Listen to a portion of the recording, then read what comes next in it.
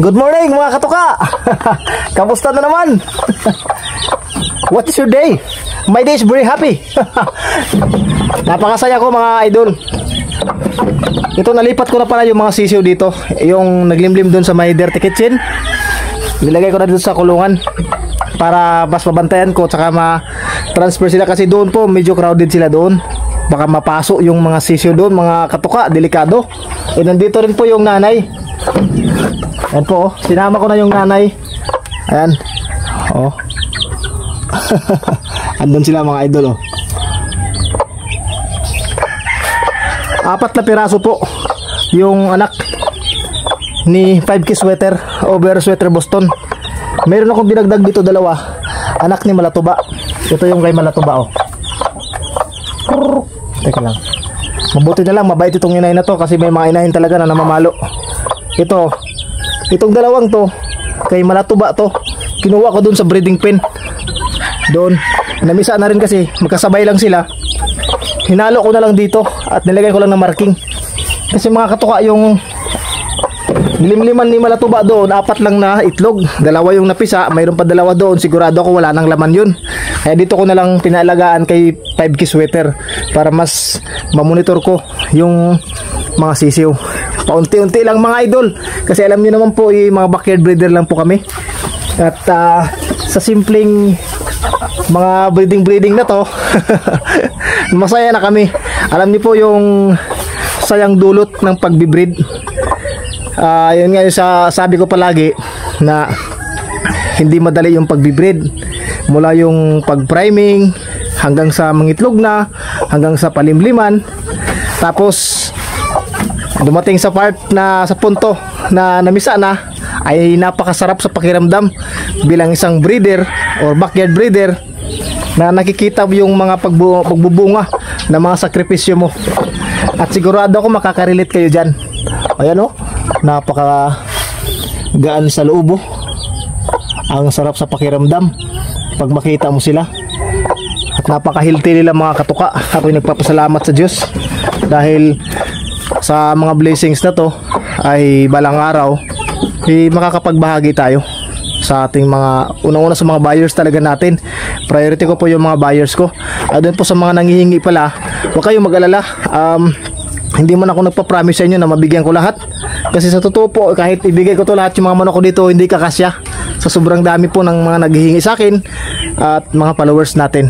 So kahit hindi man ako makabigay sa lahat ng mga nanghihingi sa akin, ay sana'y pagpasensyaan nyo na, at sana'y sa pamamaraan ng pag-share na lang ng mga bahagi ko sa diskarte sa pag-alaga ng manok, mga tips, sana'y doon na lang ako babawi sa inyo kung hindi man ako makapagbigay ng manok. At sana'y maunawaan yung mga katuka. Pero mayroon tayong mga iilan na babahagian, or yun nga, gantimpalaan, lalong-lalo na po yung mga malapit lang talaga dito sa Surigao City, yung mga walang pangumpisa ba. Alam niyo po yung mga gustong magmanok na walang pambili, yung mga ganun na hindi talaga sila nagkakaroon ng chance na makabili dahil wala silang pera sa lahat sa buhay. Yun po yung ating i-priority na mabigyan. Balang araw ay personal akong mag-ikot-ikot dito sa malapit na lugar sa amin, tapos makakita ako ng mga backyard breeder na wala talagang pangumpisa at gustong magmanok.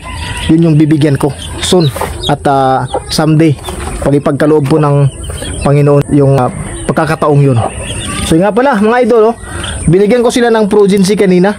Ito yung vitamins na pwede sa mga sisiw, lalong-lalo na po sa mga day old. Pwede itong ipainom, ihalo mo lang sa tubig, itimpla mo lang na maayos. Proven and tested ko na ito mga katuka, at sigurado ako sa ibang nagmamanok din, ginagamit na nila ito ngayon. Progency, napakagandang vitamina yan para sa mga manok natin. Nagre-rehydrate yan, nagbibigay ng supplement na makakatulong upang protektahan sila. Yun, nagpapalakas yun mga idol ng immune system, yung Progency. Kaya nagpapasalamat tayo sa Excellence na mayroong ganitong mga supplement na ginawa nila para sa ating mga nagmamanok. Dito ko pala kinuha yung 2 sisiw kanina. I-try ko lang dito kung medyo makikita pa, kasi madilim eh. Kakaulan kasi, umulan kanina. Ito si Malatuba, ayan, Ito pruweba mga katuka, ay kukunin ko lang si Malatuba. Baka kasi sabihin nila na kumuha lang ako ng sisiw doon sa iba. So ito po, naglimlim si Malatuba, oh. Teka lang, dito tayo sa medyo ayan po. O ayan si Malatuba mga idol, oh. RRC info ito. Ayan, kay Sir Ritzo Bordo galing. So ito yung nanay ng dalawang sisiw na hinalo ko doon sa kay 5K sweater. Ayan, ito po. So yun po, nandun siya. Oh. So yung sakay ko pala 5K sweater, hindi pa siya namisa. Hindi ako sigurado dito kay 5K sweater kung may mapisa ba to or wala. Yan, ang ganda ng cellphone na to. Automatic siyang magla-light. Lights on pag madilim. Napakaganda ito. Silipin natin. Silipin nyo yung si 5K sweater. Oh, wala pa talaga, oh. Uy, baka mo tumunog, oh. Ayan, meron pala dito sa gilid. Uy. Uy. Yan, oh, may papisa pala dito. Ayan mga idol, oh. Ayan, oh. Ayan, bumubukas yung shell. Ayan, dito ko ilagay sa may harap niya. Oh. Oh. Ayan. Bukas siguro mapipisa yan. Sana mapipisa yan. Kasi medyo kuwan pa, basa pa. Saka hindi pa nakalabas totally yung sisiw. Bukas wag muna natin disturbuhin para hindi ma-stress yung inahin. So dito muna tayo. Nga pala din dito, ipakita ko sa inyo yung isang pullet ko na pumpkin yellow legged hats. So nandito rin po, naglimlim siya. Bago-bago lang. Ayan po, madilim na. Ay, naglimlim siya ngayon. At meron siyang, teka lang, i-try natin. Dahan-dahan lang. Oh, para hindi siya mabigla.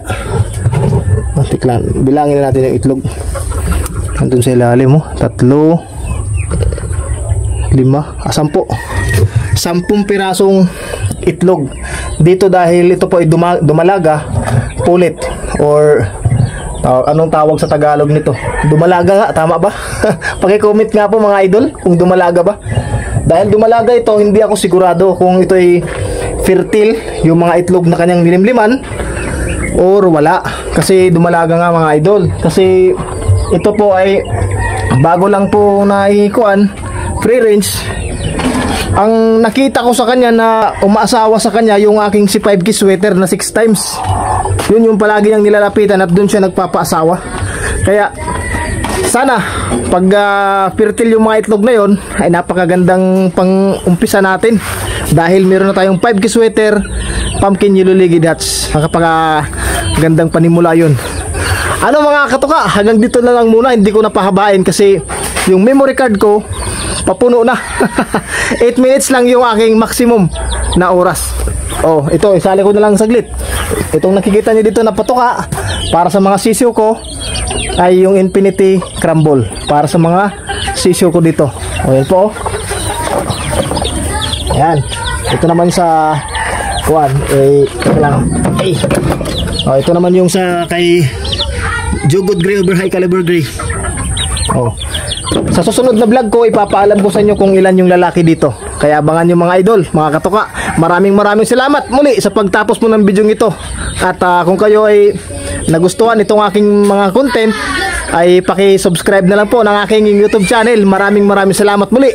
God bless us all. Shout out sa inyong lahat. Lagi nating tandaan, ang Sabong ay sports lang. Huwag tayong magpakalulong sa sugal. Ingat po.